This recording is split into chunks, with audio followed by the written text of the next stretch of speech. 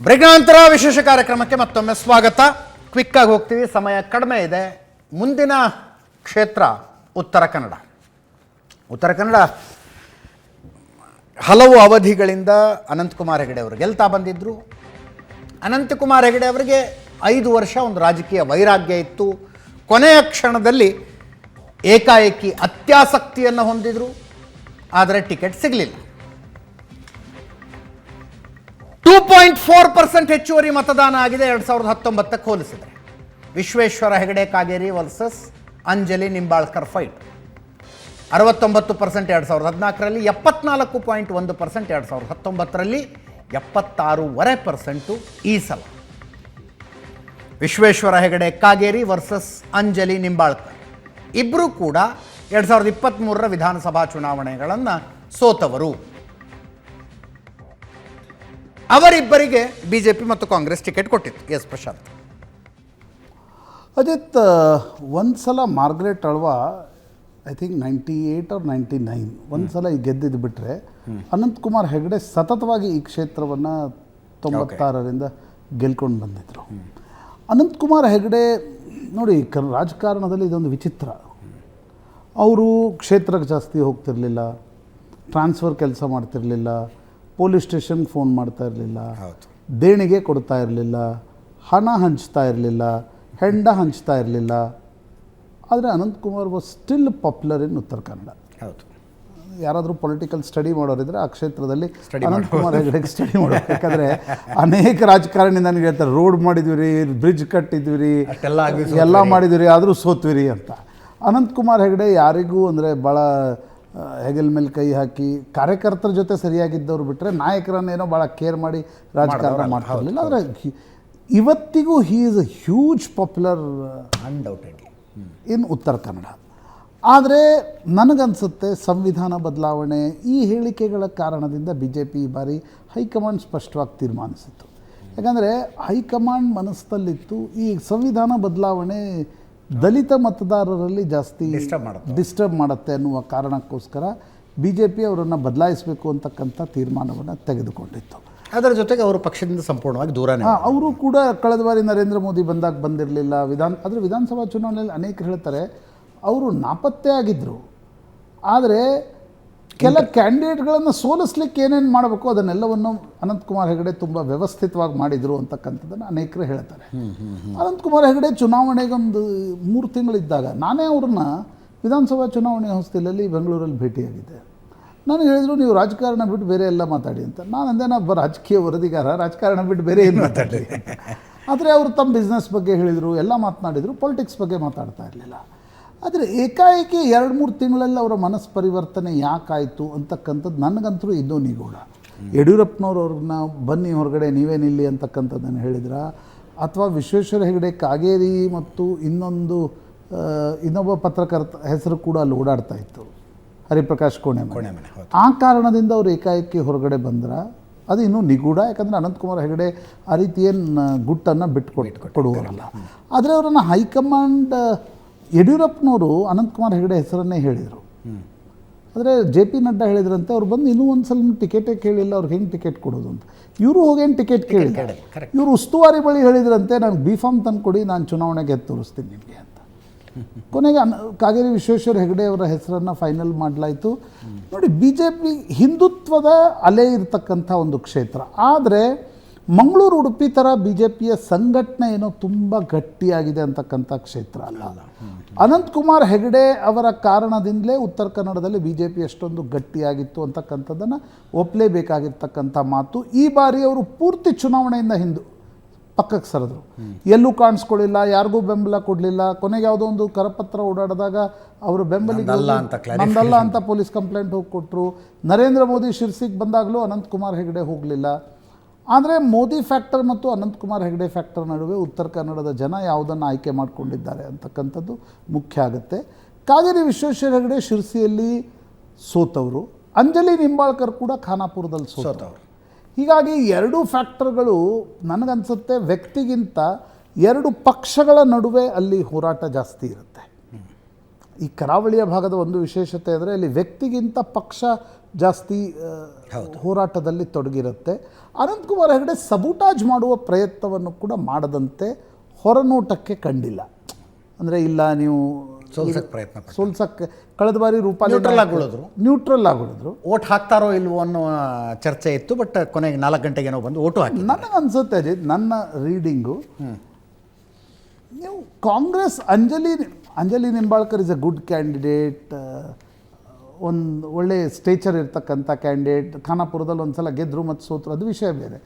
ಆದರೆ ಉತ್ತರ ಕನ್ನಡದ ಅದು ಜಾಗ್ರಫಿ ವಿಚಿತ್ರವಾಗಿದೆ. ಅದು ಅಲ್ಲಿ ಭಟ್ಕಳದಿಂದ ಶುರು ಆಗತ್ತೆ. ನೀವು ಕುಂದಾಪುರದಿಂದ ಹೊರಗಡೆ ಬಂದರೆ ಭಟ್ಕಳದಿಂದ ಶುರು ಆಗುತ್ತೆ, ಕಿತ್ತೂರು ತನಕ ಹೋಗುತ್ತೆ. ಈ ಕಡೆ ಸಾಗರ ಸೊರಬ ಶಿವಮೊಗ್ಗ ಜಿಲ್ಲೆಯ ಬಾರ್ಡರ್ ಇದೆ, ಯಲ್ಲಾಪುರ ಕಲ್ಗಡ್ಗಿಗೆ ತಾಕೊಂಡಿದೆ.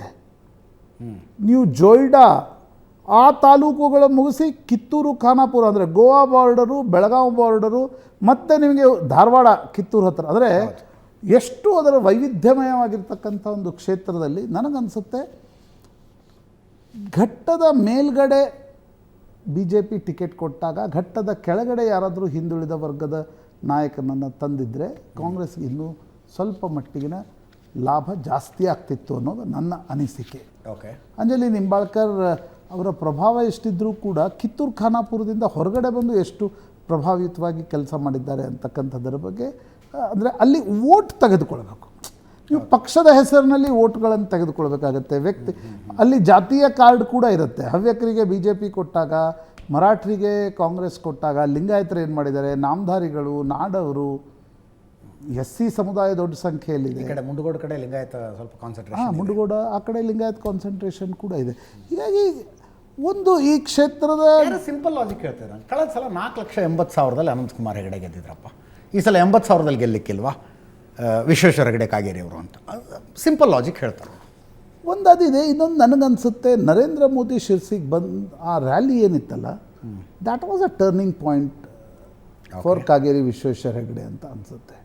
ಕಾಗೇರಿ ವಿಶ್ವೇಶ್ವರ ಹೆಗಡೆ ಬಗ್ಗೆ ಏನೋ ಭಾರಿ ಅಭಿಪ್ರಾಯ ಇದೆ, ಭಾರಿ ಕೆಲಸ. ನೋಡಿ ಅಲ್ಲಿ ಉತ್ತರ ಕನ್ನಡದ ಸಮಸ್ಯೆ ವಿಚಿತ್ರ. ನೋಡಿ ಇಲ್ಲಿಯವರೆಗೆ ನಿಮ್ಗೆ ಸೂಪರ್ ಸ್ಪೆಷಾಲಿಟಿ ಆಸ್ಪತ್ರೆ ಮಾಡಲಿಕ್ಕಿಲ್ಲ. ಅನಂತಕುಮಾರ್ ಹೆಗಡೆ ಅಂತ ಆದರೆ ಕರ್ನಾಟಕದಾದ್ಯಂತ ಅವರ ಜನಪ್ರಿಯತೆ ಇದೆ. ಆದರೆ ಅಭಿವೃದ್ಧಿ ಎಷ್ಟು ಮಾಡಿದರು ಅಂತ ಯಲ್ಲಾಪುರಕ್ಕೊಂದು ಬೈಪಾಸ್ ಬೇಕು, ಎಲ್ಲ ಬೇಕು. ಟೂರಿಸಮ್ನಲ್ಲಿ ಆ ಕ್ಷೇತ್ರವನ್ನು ಎಲ್ಲಿಂದ ಎಲ್ಲಿಗೋ ತಗೊಂಡು ಹೋಗ್ಬೋದು. ಅಲ್ಲ, ನಾನು ಆ ಸಾತರ್ಡಿ ಫಾಲ್ಸ್ಗೆ ಹೋದಾಗ, ಬೇರೆ ಬೇರೆ ಜೇನ್ಕಲ್ ಗುಡ್ಡ ಯಲ್ಲಾಪುರದಲ್ಲಿ ಹೋದಾಗ, ಯಾಣ ಭಯಂಕರ ನತದೃಷ್ಟ ಕ್ಷೇತ್ರ. ಅನೇಕರಿಗೆ ಗೊತ್ತಿರಲಿಕ್ಕಿಲ್ಲ. ಅಜಿತ್ ಅವರ ಅತ್ತೆ ಮನೆ, ಅವರ ಶ್ರೀಮತಿ ಯಾಣದ ಹತ್ರ ಅಚಲೆ ಗ್ರಾಮದವರು. ಅದು ಯಾವ ರೀತಿ ಡೆವಲಪ್ ಆಗಬೇಕಿತ್ತು ನನಗನ್ಸುತ್ತೆ. ಅದರ ಪೊಲಿಟಿಕಲ್ ಇಚ್ಛಾಶಕ್ತಿಯ ಕೊರತೆ ಉತ್ತರ ಕನ್ನಡ ಜಿಲ್ಲೆಯಲ್ಲಿದೆ. ನಿಜ. ಈ ಬಾರಿ ರಿಸಲ್ಟ್ ಏನಾಗುತ್ತೆ ಅಂತಕ್ಕಂಥದ್ರ ಬಗ್ಗೆ ಕುತೂಹಲ. ಆದರೆ ಪ್ರೆಸಿಡೆನ್ಸ್ ನೋಡಿದಾಗ ಅಡ್ವಾಂಟೇಜ್ BJP ಇರುತ್ತೆ, ಹಿಂದುತ್ವ, ಬೇರೆ ಬೇರೆ ಡೆಮೋಗ್ರಫಿಗಳ ಕಾರಣದಿಂದ ಅಂತ ಅನಿಸುತ್ತೆ. ಇನ್ನು 2 ಕ್ಷೇತ್ರ ಚರ್ಚೆ ಮಾಡೋಕ್ಕಿದೆ. ಕ್ವಿಕ್ಕಾಗಿ ದಾವಣಗೆರೆಗೆ ಒಂದು ಹೋಗ್ಬಿಡೋಣ. 3.8% ಹೆಚ್ಚುವರಿ ಮತದಾನ ಆಗಿದೆ ದಾವಣಗೆರೆಯಲ್ಲಿ.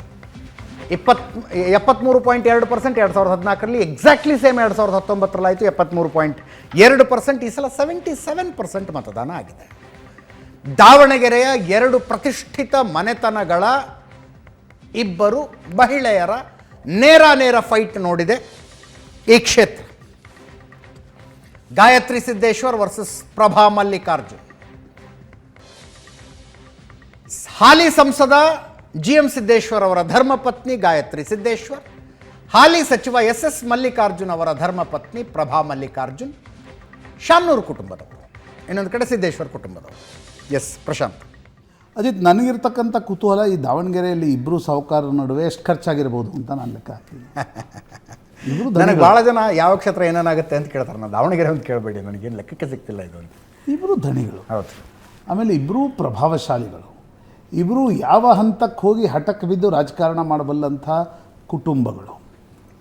GM ಸಿದ್ದೇಶ್ ವಿರುದ್ಧ ಒಂದು ಆ್ಯಂಟಿ ಇನ್ಕಂಬನ್ಸಿ ಪ್ಯಾಪಬಲ್ ಇತ್ತು, ವಿಸಿಬಲ್ ಇತ್ತು. ಅವರು ಕೇಂದ್ರ ಮಂತ್ರಿ ಸ್ಥಾನದಿಂದ ಕೆಳಗಿಳಿಸಿದ ಮೇಲೆ GM ಸಿದ್ದೇಶ್ವರ ವಿರುದ್ಧ ಇತ್ತು. ಅವರದೇ ಪಕ್ಷದ ಶಾಸಕರು, ಮಾಜಿ ಶಾಸಕರು ಅವರ ವಿರುದ್ಧ ಬಂಡೆತ್ತಿದ್ದರು. ಆದರೆ BJP ಒಳಗಡೆ ಯಡಿಯೂರಪ್ಪನವರಿಗೆ, ಹೈಕಮಾಂಡ್ಗೆ ಮತ್ತು ಉಳಿದ ನಾಯಕರಿಗೂ ಕೂಡ, ಅಂದರೆ ಯಡಿಯೂರಪ್ಪನವರ ಬಣ ಅಲ್ಲದ ನಾಯಕರಿಗೂ ಕೂಡ ಅನಿಸಿದ್ದು GM ಸಿದ್ದೇಶ್ ಕುಟುಂಬ ಬಿಟ್ಟು ಬೇರೆಯವ್ರಿಗೆ ಕೊಟ್ಟರೆ ಇಲ್ಲಿ ವರ್ಕೌಟ್ ಆಗಲ್ಲ. ಅಲ್ಲ, ಚುನಾವಣೆ ಮಾಡಲಿಕ್ಕಾಗಲ್ಲ. ಹೌದು. ನೀವು ಫೈಟಿಂಗಿಗೆ ಬರೋದೇ ಸಿದ್ದೇಶ್ ಕುಟುಂಬ ಇದೆ ಅನ್ನೋ ಕಾರಣಕ್ಕೆ, ಅದಕ್ಕೋಸ್ಕರ ಅದರ್ವೈಸ್ ಶಾಮನೂರ್ ಕುಟುಂಬ ಹೆಚ್ಚು ಪ್ರಭಾವಿತವಾಗಿರುತ್ತೆ ಅಂತಕ್ಕಂಥದ್ದು. ಆದರೆ ಸಿದ್ದೇಶ್ ಮತ್ತು ಶಾಮನೂರ್ ಕುಟುಂಬದ ನಡುವೆ ಫೈಟ್ ನಡೆದಾಗ ನೀವು 4-5 ಚುನಾವಣೆಗಳ ರಿಸಲ್ಟ್ಸ್ ಎತ್ತಿ ನೋಡಿ. 19 to 38,000 ಒಳಗಡೆ ಸಿದ್ದೇಶ್ ಈ ಕ್ಷೇತ್ರವನ್ನು ಶಾಮನೂರ್ ಕುಟುಂಬ ವಿರುದ್ಧ ಇದ್ದಾಗ ಗೆದ್ದುಕೊಂಡಿದ್ದಾರೆ. ಅದರ ಅರ್ಥ ಇಬ್ಬರು ಪತ್ನಿಯರಿದ್ದಾಗಲೂ ಕೂಡ ನಿಮಗೆ ಫೈಟ್ ನ್ಯಾರೋ ಡೌನ್ ಆಗುತ್ತೆ. ಅದರ ಮಧ್ಯೆ ಆದರೆ ಈ ಬಾರಿ ಅಡ್ವಾಂಟೇಜ್ ಕಾಂಗ್ರೆಸ್ ಈ ಕ್ಷೇತ್ರ. ಪ್ರಭಾ ಮಲ್ಲಿಕಾರ್ಜುನ್ ಅವ್ರದ್ದು ಒಂದು ಔರಾ ಇದೆ, ಅವ್ರದ್ದು ಇದೆ. ಪ್ಲಸ್ GM ಸಿದ್ದೇಶ್ ಕೂಡ ತಮ್ಮೆಲ್ಲ ಶಕ್ತಿಯನ್ನು ಗೆಲ್ಲೇಬೇಕು ಅನ್ನುವ ಕಾರಣಕ್ಕೋಸ್ಕರ ಹಾಕಿದ್ದಾರೆ. Vinay Kumar, Gayatri Mallikarjun communicates well, connects well, ಮತ್ತು 6-7 ತಿಂಗಳಿಂದ ಅವರು ತಮ್ಮ ತಯಾರಿಲ್ಲ. Sorry, Prabha Mallikarjun well communicator, connected to the constituency, ಗಂಡನ ಪರವಾಗಿ ನಿಂತ್ಕೊಂಡು ಏನು ಜನರನ್ನು ಸಂಭಾಳಿಸ್ತಾ ಇದ್ರು, ಅದರಿಂದ ವೆಲ್ ಕನೆಕ್ಟೆಡ್ ಇದ್ರು. ಆಮೇಲೆ ಅದು NGO ಇಟ್ಕೊಂಡು ಜಾಸ್ತಿ ಕೆಲಸ ಕೂಡ ಮಾಡಿದ್ರು. ಎಸ್. ಆದರೆ ವಿನಯ್ ಕುಮಾರ್ ಕೊನೆಯ ಗಳಿಗೆಯಲ್ಲಿ ಹೋಗಿ ಕ್ಯಾಂಡಿಡೇಚರ್ ಹಾಕಿದ್ದು ಏನು ಗಣಿತ ಆಗಿದೆ ಅಂತಕ್ಕಂಥದ್ರ ಬಗ್ಗೆ ಕುತೂಹಲ ಇದೆ. ನನಗನ್ಸುತ್ತೆ ವಿನಯ್ ಕುಮಾರ್ ಎಷ್ಟು ವೋಟ್ ತೆಗೆದುಕೊಳ್ತಾರೆ, ಅದರಲ್ಲಿ ಕುರುಬರ ವೋಟ್ ಎಷ್ಟು ತೆಗೆದುಕೊಳ್ತಾರೆ, ಇತರ ಹಿಂದುಳಿದ ವರ್ಗಗಳ ಓಟನ್ನು ಎಷ್ಟು 20 ತಗೋತಾರೋ, 30 ತಗೋತಾರೋ, 50ರವರೆಗೆ ತಲುಪ್ತಾರೋ, ಅದು ಈ ಕ್ಷೇತ್ರದ ಫಲಿತಾಂಶವನ್ನು ನಿರ್ಧರಿಸುತ್ತೆ ಅಂತ ನನಗನ್ಸುತ್ತೆ. ವಿನಯ್ ಕುಮಾರ್ ನಿಲ್ಲುವವರೆಗೂ ನನಗನ್ಸಿತ್ತು, ಅನೇಕ ಓಡಾಡ ಬಂದವ್ರ ಜೊತೆ ಮಾತನಾಡಿದಾಗ ಅಡ್ವಾಂಟೇಜ್ ಟು ಕಾಂಗ್ರೆಸ್ ಇದೆ. GM ಸಿದ್ದೇಶ್ ಪರವಾಗಿ ಕೆಲಸ ಮಾಡಲಿಕ್ಕೂ ಕೂಡ BJP ನಾಯಕರು ರೆಡಿ ಇರಲಿಲ್ಲ. ಕರುಣಾಕರ್ ರೆಡ್ಡಿ, ರೇಣುಕಾಚಾರ್ಯ, ಮಾಡವಳ್ಳಿ ವಿರೂಪಾಕ್ಷಪ್ಪ ಪುತ್ರ, ಯಡಿಯೂರಪ್ಪನವರೇ ಹೋಗಿ ಕೂತ್ಕೊಂಡ ಯಾವುದೋ ರೆಸಾರ್ಟ್ನಲ್ಲಿ ಕೂತ್ಕೊಂಡು ಎಲ್ಲರನ್ನೂ ಕರೆಸ್ಕೊಂಡು ರಾಜಿ ಸಂಧಾನದ ಪ್ರಯತ್ನವನ್ನು ನಡೆಸಿದರು. ವಿನಯ್ ಕುಮಾರ್ ಎಷ್ಟು ವೋಟ್ ತೆಗೆದುಕೊಳ್ತಾರೆ ಅಂತಕ್ಕಂಥದ್ದು ಮುಖ್ಯ. ವಿನಯ್ ಕುಮಾರ್ ಯಾಕೆ ನಿಂತರು ಅಂತಕ್ಕಂಥದ್ರ ಬಗ್ಗೆ ನೋಡಿದಾಗ ಅವ್ರಿಗನ್ಸಿದೆ ಇದೊಂದು ಇಬ್ಬರು ಮದಗಜಗಳ ನಡುವೆ ನಾನು ಎಷ್ಟು ವೋಟ್ ತೆಗೆದುಕೊಳ್ತೀನಿ ಅನ್ನುವ ಕಾರಣಕ್ಕೋಸ್ಕರ ಸೋಲು ಗೆಲುವು ನಿರ್ಧಾರ ಆದರೆ ನನ್ನ ವಿಸಿಬಿಲಿಟಿ ಜಾಸ್ತಿ ಆಗುತ್ತೆ, ನನಗೊಂದು ಪೊಲಿಟಿಕಲ್ ಸ್ಟ್ಯಾಂಡಿಂಗ್ ಸಿಗುತ್ತೆ ಅನ್ನುವ ಕಾರಣ. ಕೊನೆಯ ದಿನ 2 ದಿನ ಸಿದ್ದರಾಮಯ್ಯನವರು ಹೋಗಿ ಅಲ್ಲಿ ಪ್ರಚಾರವನ್ನು ನಡೆಸಿದ್ದಾರೆ. ಕುರುಬರ ಮತಗಳು ಹೊನ್ನಾಳಿ ಈ ಭಾಗದಲ್ಲಿ ಜಾಸ್ತಿ ಇವೆ. ಆ ಕಾರಣದಿಂದ ಕುರುಬರ ಮತಗಳು ಎಷ್ಟು ವಿನಯ್ ಕುಮಾರ್ ಹೋಗ್ತವೆ ಅಂತಕ್ಕಂಥದ್ದು ಕೂಡ ಭಾಳ ಮುಖ್ಯ ಆಗುತ್ತೆ. ಸಾದರ ಲಿಂಗಾಯತ ಪ್ರಭಾವ ಇರತಕ್ಕಂಥ ಕ್ಷೇತ್ರ ಇದು.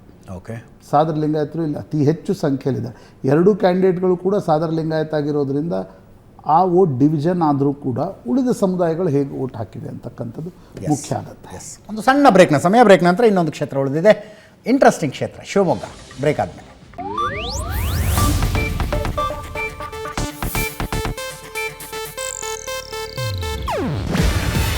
ಇದು ಏಷ್ಯಾನೆಟ್ ನ್ಯೂಸ್ ನೆಟ್ವರ್ಕ್ ಪ್ರಸ್ತುತಿ. ನೀವು ನೋಡ್ತಿದ್ದೀರಾ ಏಷ್ಯಾನೆಟ್ ಸುವರ್ಣ ನ್ಯೂಸ್.